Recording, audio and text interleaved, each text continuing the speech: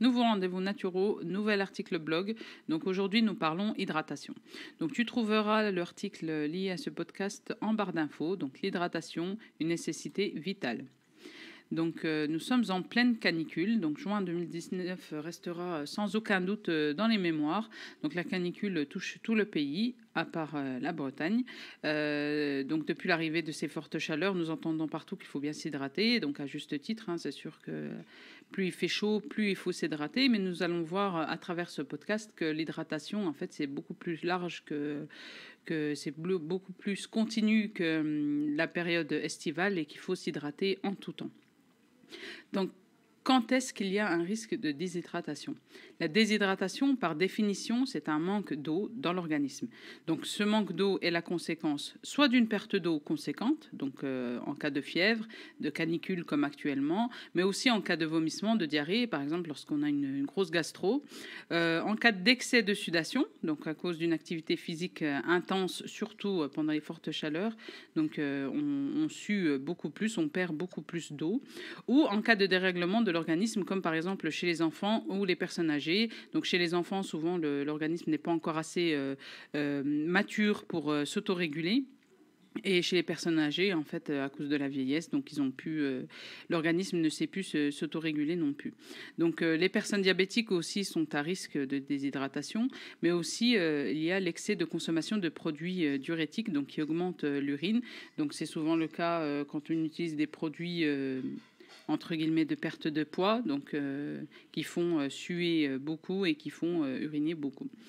Donc la déshydratation aussi peut être due à un apport insuffisant d'eau.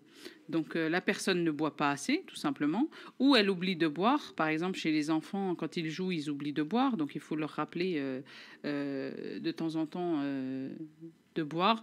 Les personnes âgées aussi ne perçoivent plus la sensation de soif, donc il faut pareil leur proposer de boire. Donc c'est la mission de cette canicule, c'est de toujours demander des nouvelles aux proches, aux enfants, leur proposer de temps en temps de l'eau. Les personnes âgées, aller les visiter, les appeler par téléphone, leur rappeler qu'il faut boire, même s'ils n'ont pas soif, puisqu'ils n'ont plus cette sensation. Voilà. Donc, quels sont les symptômes de la déshydratation et quels sont les risques encourus en cas de déshydratation? Donc, un manque d'hydratation de l'organisme se fait ressentir par une grande soif. On a très très soif, les muqueuses sont sèches.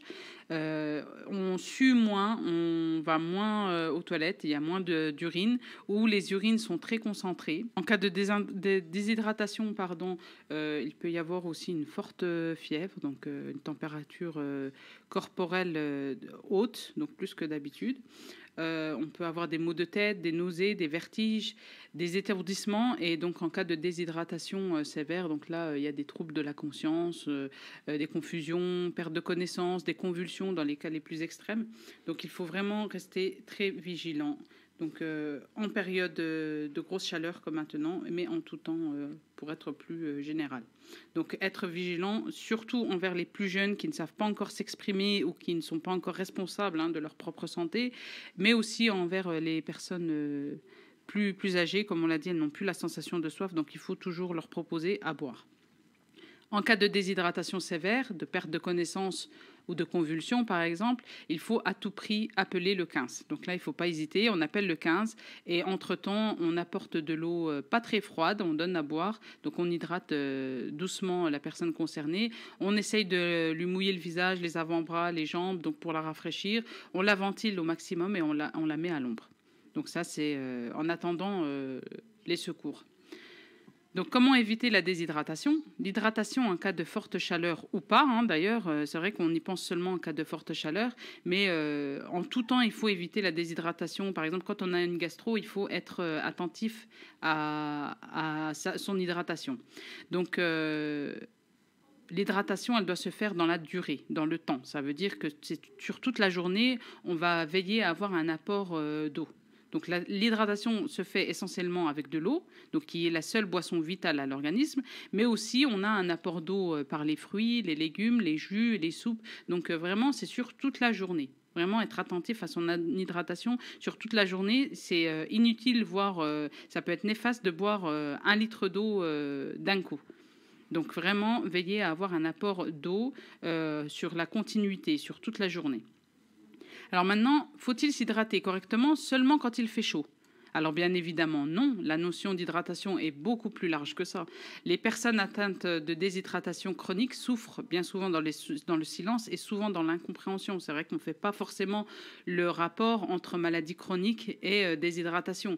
Pourtant, les maladies qui peuvent être liées à la déshydratation chronique sont la fatigue chronique, la constipation, l'hyper ou l'hypotension, les troubles gastriques, digestifs, les infections urinaires à répétition, l'excès de poids aussi peut venir d'une déshydratation chronique, les poussées d'eczéma, le vieillissement cellulaire précoce, les rhumatismes, les maladies respiratoires sont des conséquences possibles d'une déshydratation chronique. Donc il faut être attentif en tout temps à son hydratation et pas seulement en période chaude. Alors comment se fait-il qu'on puisse être malade à cause d'une déshydratation? Alors la devise de la naturopathie, tu le sais ou pas, c'est la maladie n'est rien, le terrain est tout. Donc le terrain, c'est tout ce qui englobe l'organisme de l'individu. Donc dans cette logique, nous comprenons facilement que la déshydratation chronique acidifie énormément le terrain de l'individu. Pourquoi? Donc les acides dans le corps, donc apportés par l'alimentation, par le stress, etc., sont éliminés par la peau et par les reins. Donc qui sont deux émonctoires qui ont besoin d'eau pour fonctionner. D'accord. Donc la peau et les reins sont des émonctoires, des portes de sortie des déchets et des acides de notre organisme qui ont un grand besoin d'eau pour pouvoir travailler correctement.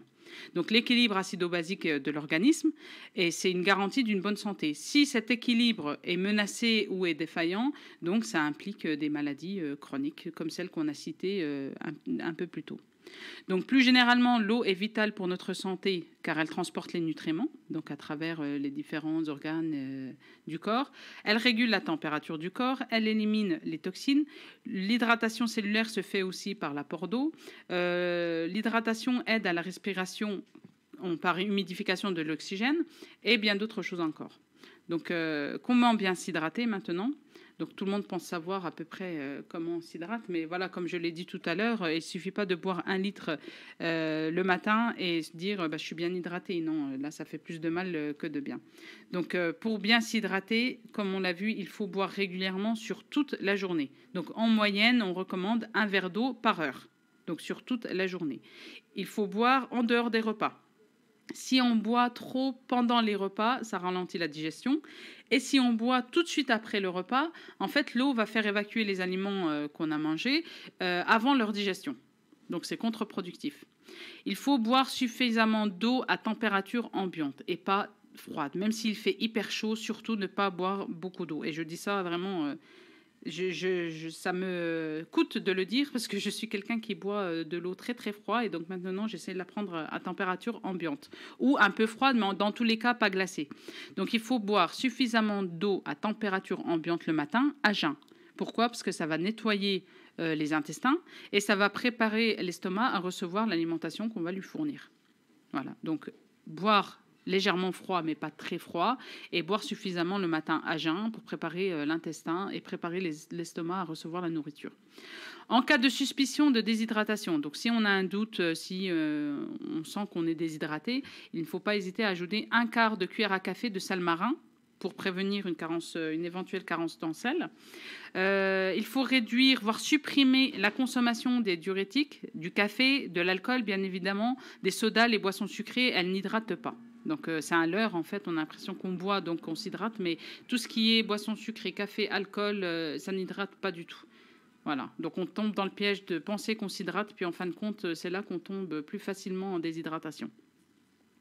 Donc on ne se limite pas aussi à la règle des 1,5 litre d'eau par jour. Donc c'est une recommandation bien sûr, mais chaque individu a ses propres besoins en eau. Donc à chacun de s'écouter et de boire régulièrement, ne pas forcément attendre d'avoir soif pour boire. Donc il est généralement aussi recommandé de boire une eau de source ou une eau de robinet filtrée, sauf recommandation contraire ou indication thérapeutique du médecin. Voilà, nous arrivons à la fin de ce rendez-vous naturaux. Je t'invite à liker le podcast et le partager au maximum. Je t'invite également à t'abonner à la chaîne si ce n'est pas encore fait. Et je te dis à très vite pour un nouveau rendez-vous naturaux. À bientôt.